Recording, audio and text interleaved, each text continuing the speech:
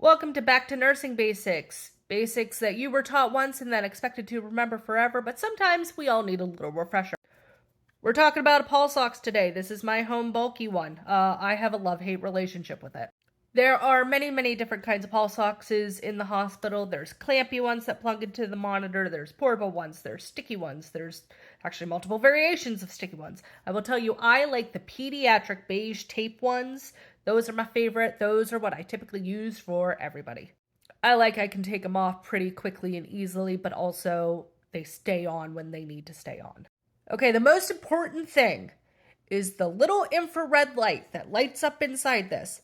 It has a receiver on the opposite side. You need to make sure those are lined up. If those are not lined up, you're not getting a correct reading. I have walked into rooms of low oxygen levels too many times just to see that it's on like cattywampus, nothing's lined up. It's also half hanging off a finger. Make sure it's lined up. Next, you got to pick the right spot for your patient. Ideally, fingers is what we go for. I usually do the ring or the pinky so my patients still have the dexterity in their other fingers. It tends to be more out of the way. If they're a kiddo, you're going for toesies because then you can throw a sock back on and the kid forgets. If we're not perfusing for whatever reason, maybe we're really sick or maybe it's really cold or maybe we don't have arms and legs, earlobes is your next best bet, then nose. I've also done forehead at one time or another. So we found the right spot. We made sure the light and the receiver on the other side are lined up. Then plug it in, give it a few seconds. More times than I care to admit, I have plugged it in and seen a low number and gotten a little nervous.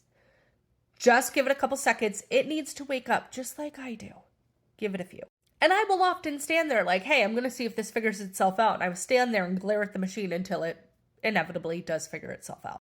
If it's on a telemonitor, you need to watch the pleth. That's that nice even line that should be coming up, showing essentially the pulse going down to the limb. If that pleth looks like this, your sensor is not on correctly, you need to troubleshoot the monitor.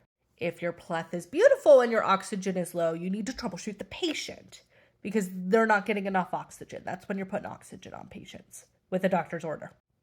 Also make sure if you're using a reusable one that it is wiped down between patients because if it gets dirty and your sensor's not clean, you're going to get a great pleth and a low oxygen and it's going to be a false low.